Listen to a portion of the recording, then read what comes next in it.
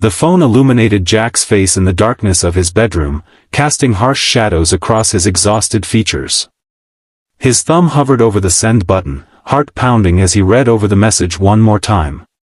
It was just a simple, slightly flirty text to his notoriously standoffish neighbor, Eliza, the woman who had barely acknowledged his existence for the past year. What did he have to lose? With a deep breath, he pressed send and tossed his phone aside, certain she would ignore it like she ignored his friendly waves and attempts at small talk. 3 hours later, his phone buzzed. The message that lit up his screen would change everything. "I've been waiting for you to reach out. There's something you need to know about your daughter. If you're enjoying this story of unexpected connection and life-changing revelations, please hit that like button and subscribe to catch more emotional journeys that remind us how a single message can alter the course of our lives forever." Jack Sullivan hadn't planned on raising 8-year-old Lily alone. That wasn't how life was supposed to unfold. But 3 years ago, when Emma's car collided with a drunk driver on her way home from work, their carefully constructed future shattered in an instant.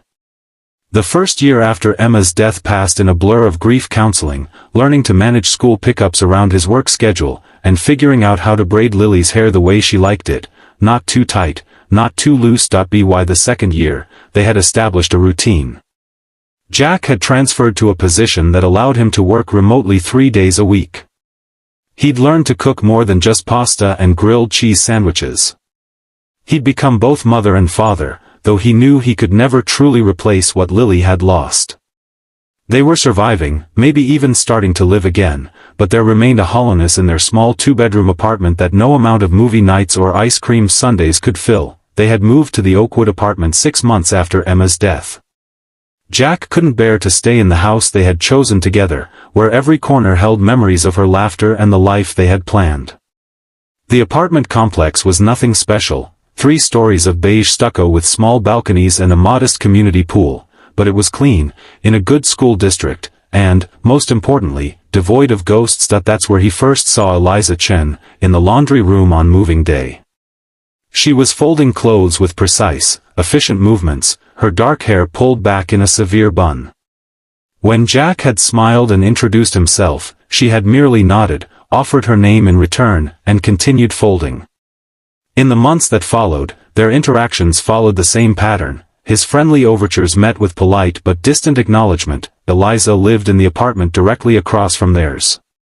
Sometimes, late at night when Jack sat on his balcony unable to sleep, he would see the soft glow of her lights, shadows moving behind curtains.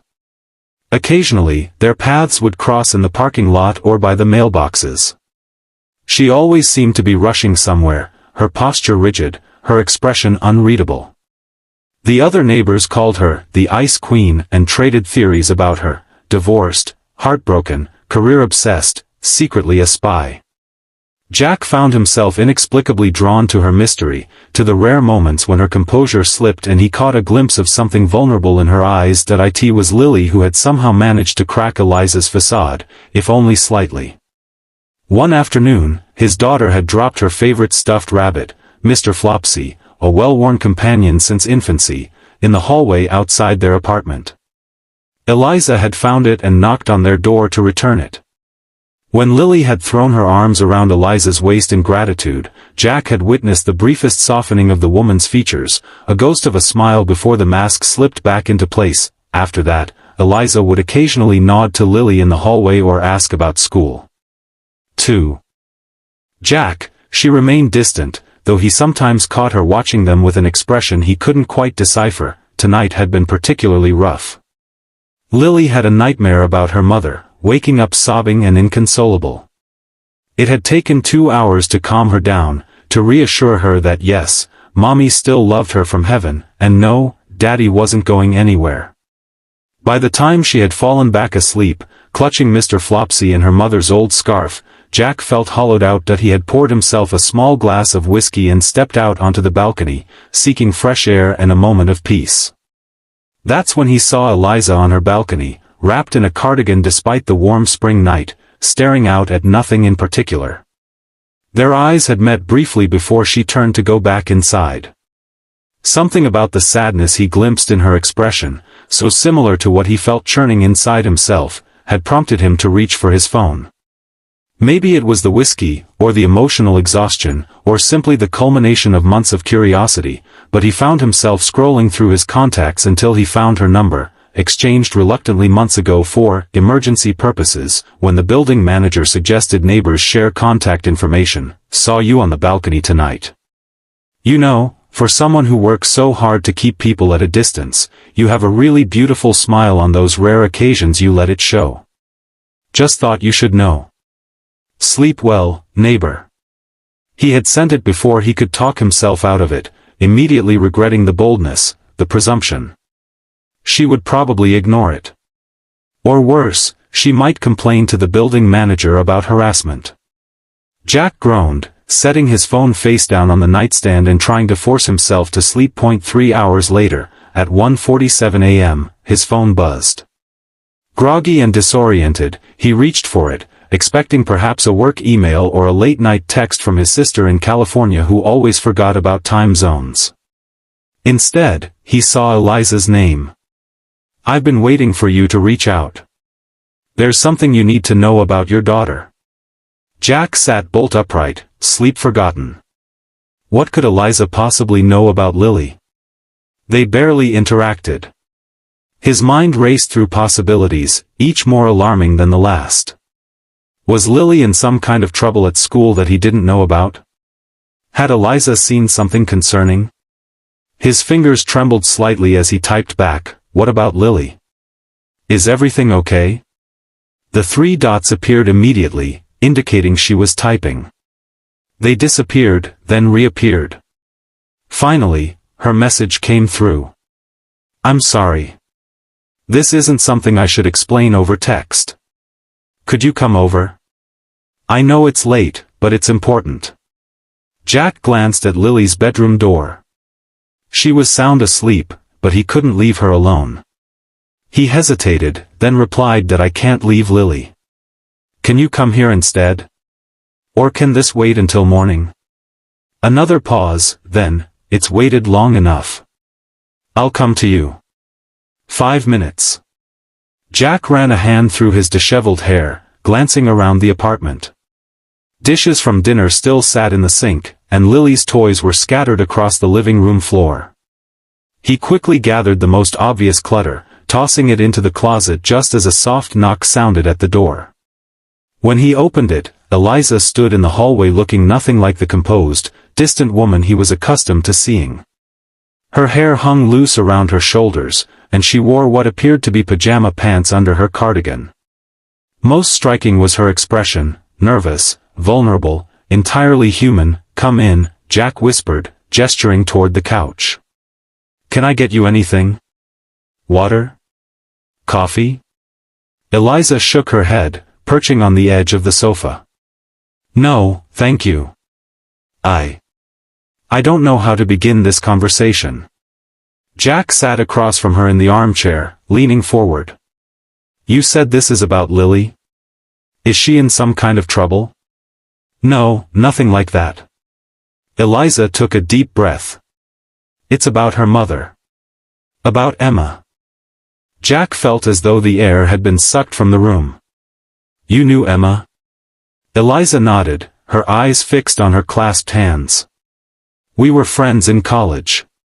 Best friends, actually. Until we weren't. The revelation hit Jack like a physical blow.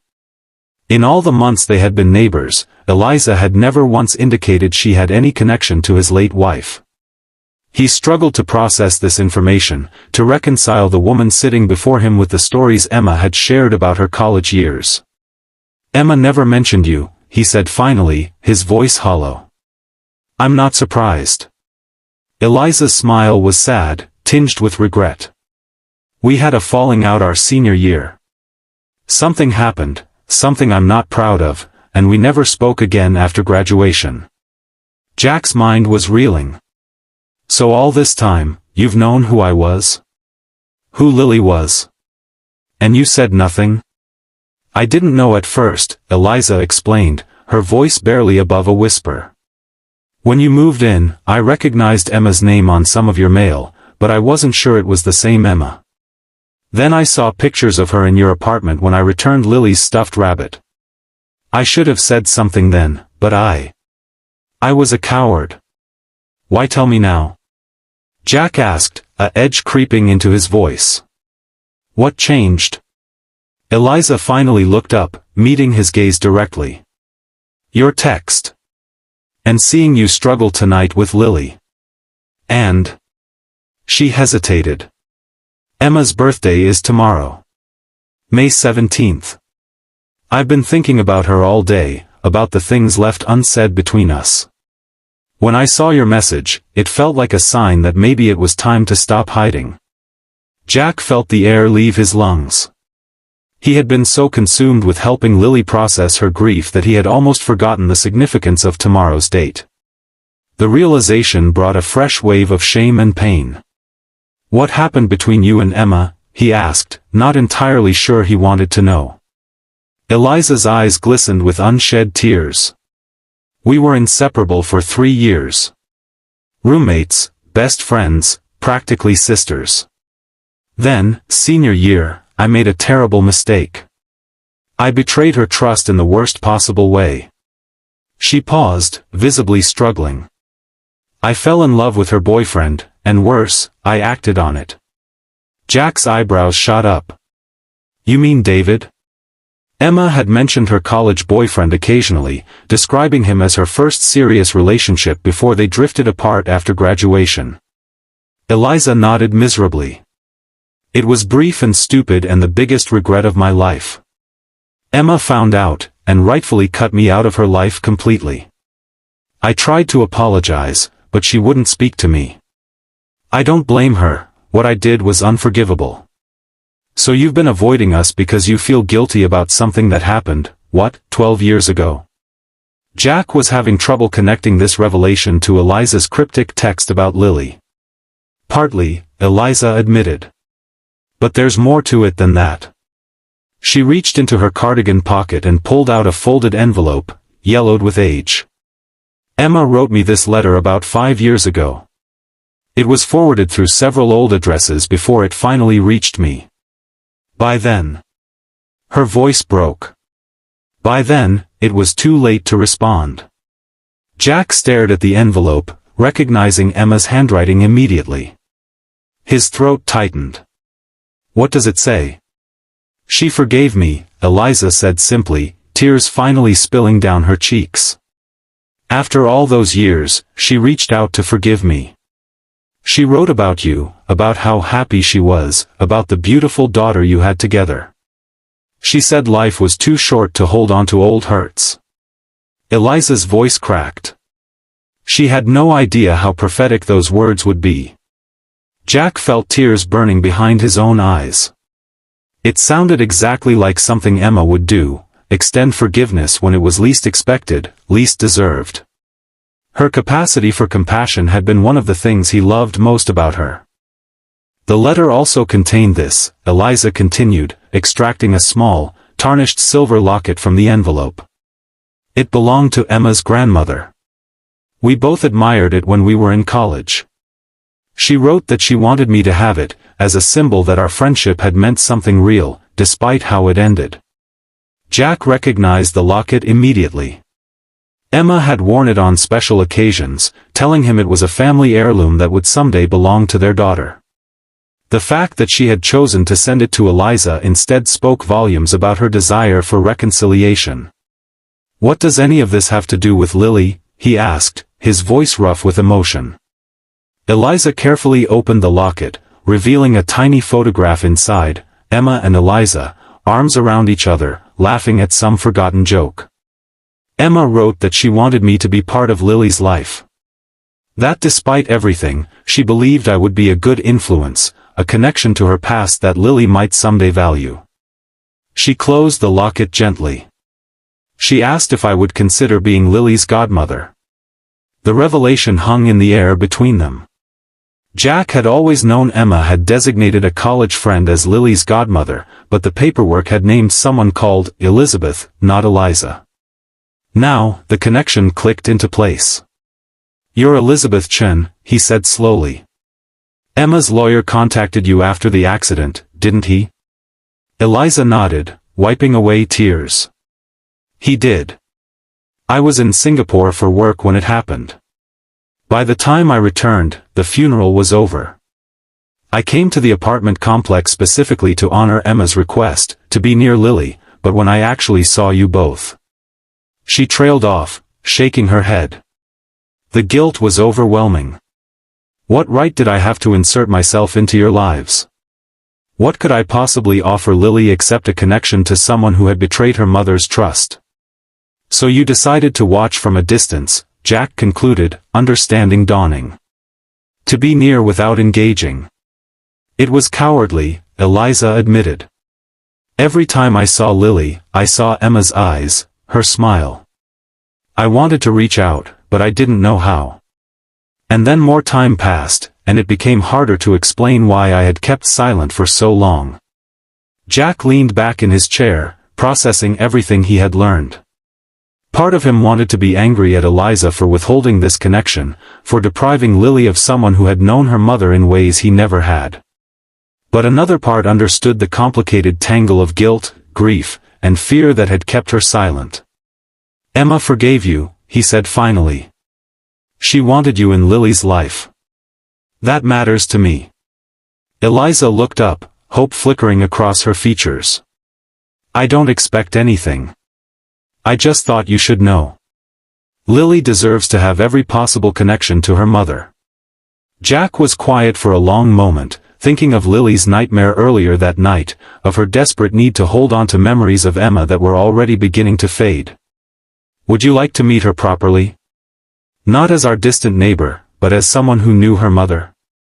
I would like that very much, Eliza whispered, fresh tears spilling down her cheeks. Tomorrow is Saturday, Jack said. And Emma's birthday. Maybe you could join us for breakfast? Lily and I always make Emma's favorite pancakes on her birthday, blueberry with lemon zest. A genuine smile broke across Eliza's face, transforming her features. Emma always did have a thing for anything lemon.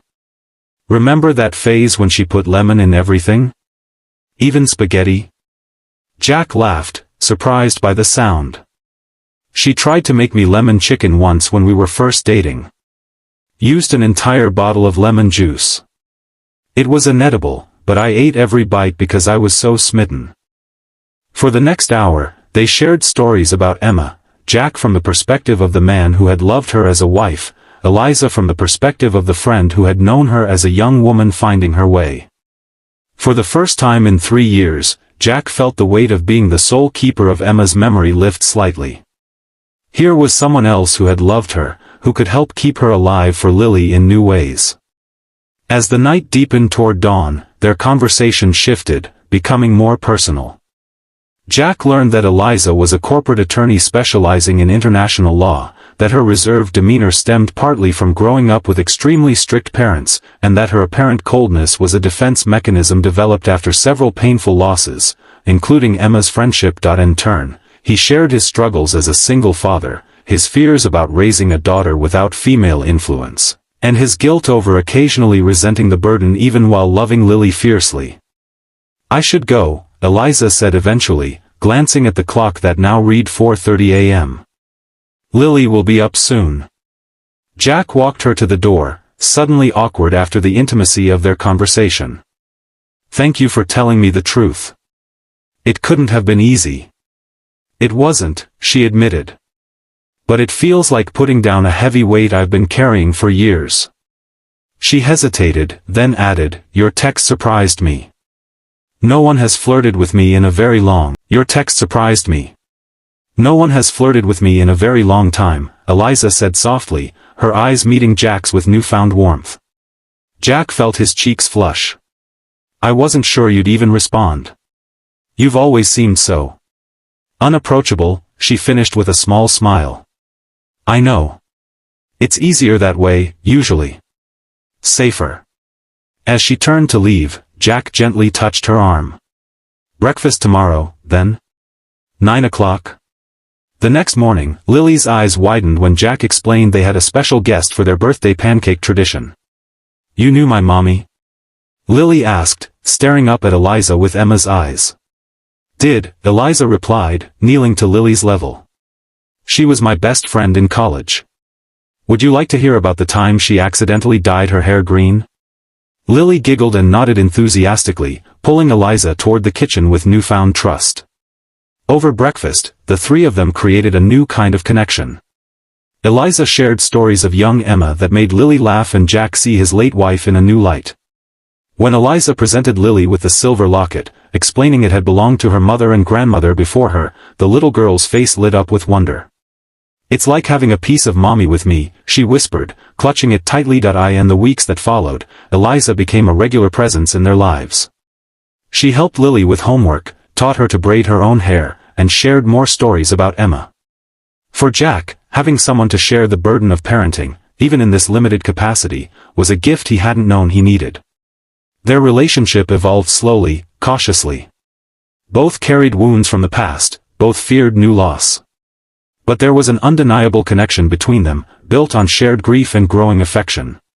3 months after that late-night text, Jack found himself on Eliza's balcony, watching the sunset with her after Lily had fallen asleep. "I never expected this," he admitted. "When Emma died, I thought that was it for me. One great love per lifetime." Eliza's hand found his. "Emma brought us together in the strangest way. Sometimes I think she'd be laughing at the irony.